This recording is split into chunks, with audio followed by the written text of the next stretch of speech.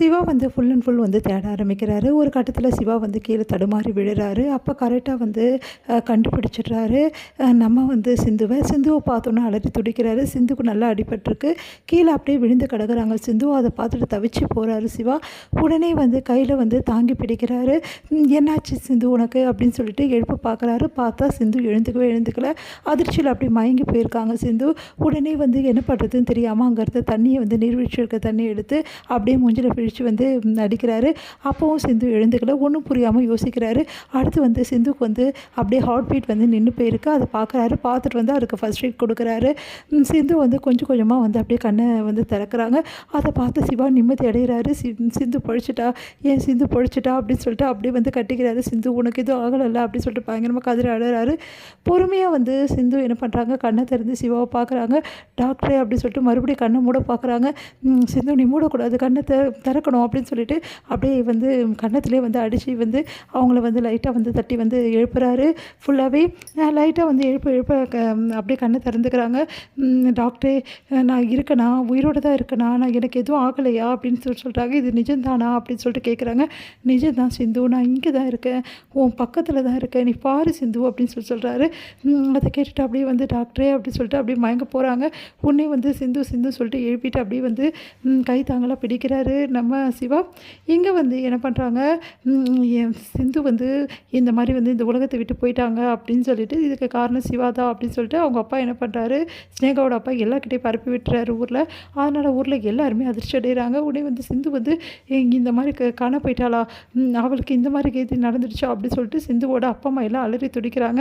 இங்கே வந்து அன்னபூர்ணி எல்லாருமே வந்து ஒன்றும் புரியாமல் யோசிக்கிறாங்க. சிவா அப்படிலாம் பண்ணவே மாட்டான், சிவா அப்படி பண்ணி சான்ஸே இல்லை அப்படின்னு சொல்லிட்டு இருக்காங்க எல்லாருமே.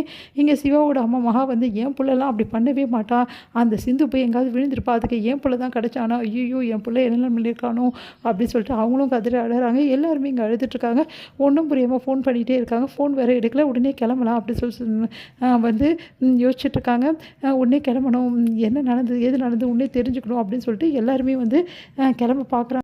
சிந்து வந்து சிவா வந்து காப்பாற்றி என்ன பண்ணுறாரு, ரொம்ப கஷ்டப்பட்டு வந்து கூட்டிகிட்டு வராரு.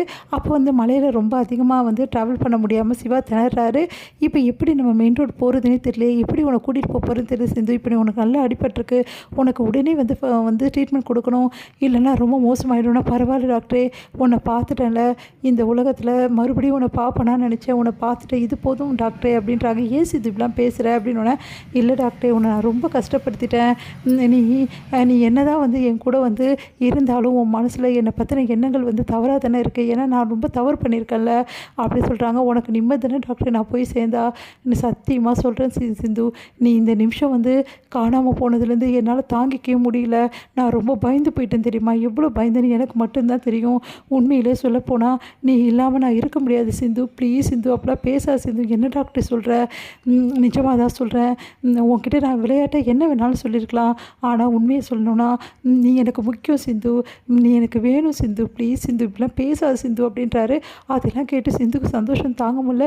டாக்டரே நீ சொல்கிறதெல்லாம் உண்மையா, அப்போ நான் இந்த உலகத்தை விட்டு போனால் நீ வந்து கவலைப்படுவியா, சந்தோஷப்பட மாட்டியானோன்னா, என்ன சிந்து இப்படிலாம் பேசிகிட்டு இருக்க, உனக்கு ஒரு தொல்லை ஒழிஞ்சதுன்னு சொல்லிட்டு சந்தோஷமாக இருப்பேன்னு நினச்சேன் டாக்டரே, ஏன் சிந்து இப்படிலாம் நினைக்கிறேன், நான் அப்படிப்பட்டவனா சிந்து, உன்னை தொலைச்சிட்டு நான் வாழ்வேன்னு நீ நினச்சிட்டு இருக்கியா, அப்படிலாம் இல்லை சிந்து, நீ எனக்கு முக்கியம் சிந்து, புரிஞ்சுக்கோ அப்படின்னு சொல்கிறாரு.